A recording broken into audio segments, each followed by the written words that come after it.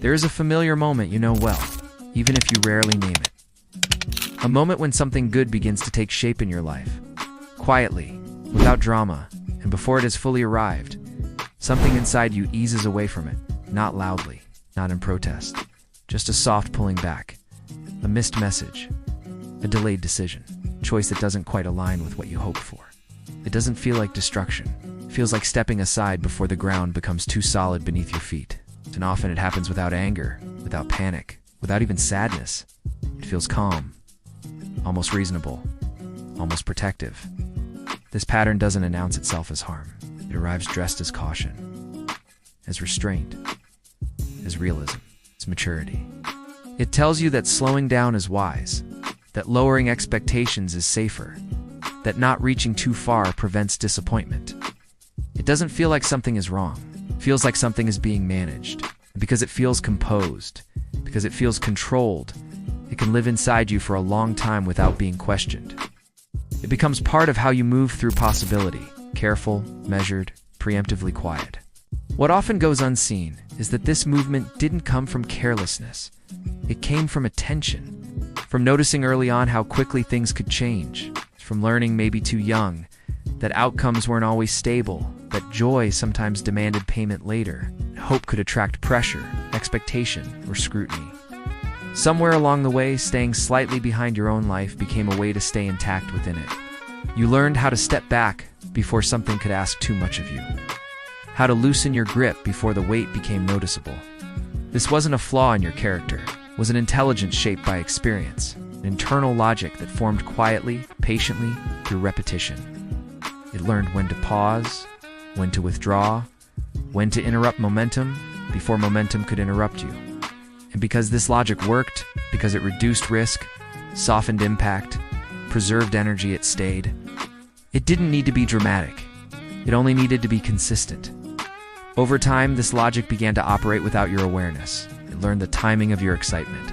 It learned the texture of your hope. It learned exactly when something mattered enough to become dangerous. And just before that edge, it would intervene. Not with force, but with reason, with fatigue. With a sense of not now or not like this, the interruption felt like relief, a lowering of intensity, a return to familiar ground. What isn't often acknowledged is the cost of this quiet protection. It's not a sudden cost, not a visible one, but a slow accumulation, a constant low-level alertness, gentle tension that never fully releases. Even in moments of rest, something stays watchful. Something listens for the next demand, the next expectation, the next point where you might be pulled beyond what feels manageable. This vigilance doesn't shout, it hums. And over time, that hum becomes tiring in a way that's hard to describe. You may notice it as a kind of dullness that appears where excitement once lived, or a hesitation that shows up even when there is no clear reason to hesitate, or a feeling of distance from your own choices, as though you are observing your life rather than fully inhabiting it. Not numbness exactly, not despair, just a subtle separation. A slight delay between desire and action that keeps you from fully arriving.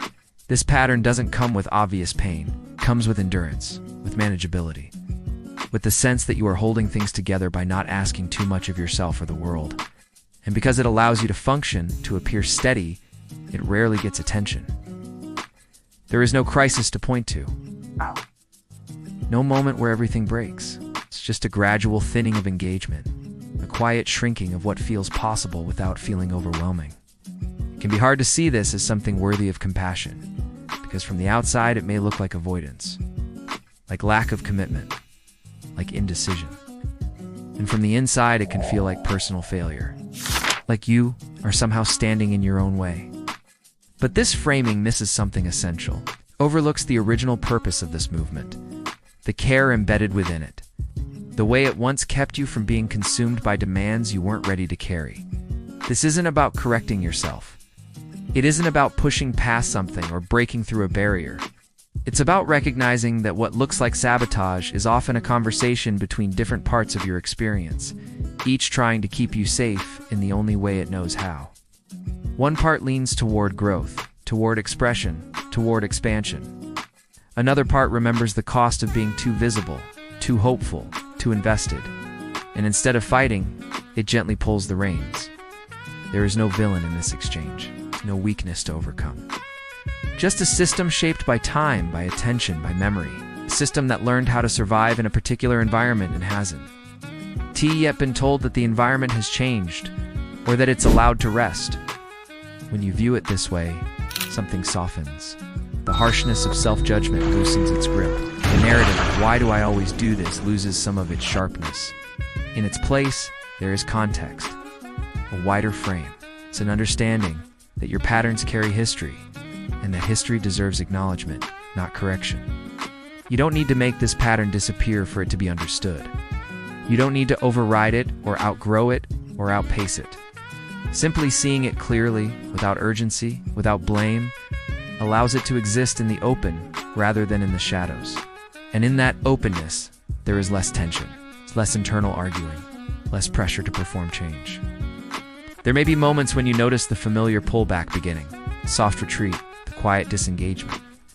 And instead of reacting to it, instead of trying to stop it or justify it, you may simply notice its presence. Notice how early it arrives. Notice how calm it feels. Notice how convincing its reasons sound. Its noticing isn't an intervention, it's an acknowledgement. Nothing needs to be resolved here. There's no ending where everything suddenly aligns. No moment where this logic dissolves and you move freely without hesitation. Life rarely works that way. Patterns formed through care don't vanish through force. They loosen, if at all, through understanding. For now, it may be enough to let this recognition settle.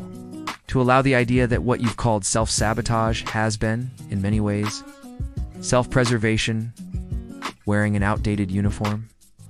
Not wrong, not broken, just tired. It's just still standing guard, long after the danger has shifted. You can let that guard sit down for a moment, not permanently, not decisively, just for now. There is no demand being made of you. There's no expectation to change your behavior or your direction. Only the quiet permission to see yourself with a little more accuracy and a little less severity. And in that space, unhurried, unresolved, and intact, you can rest.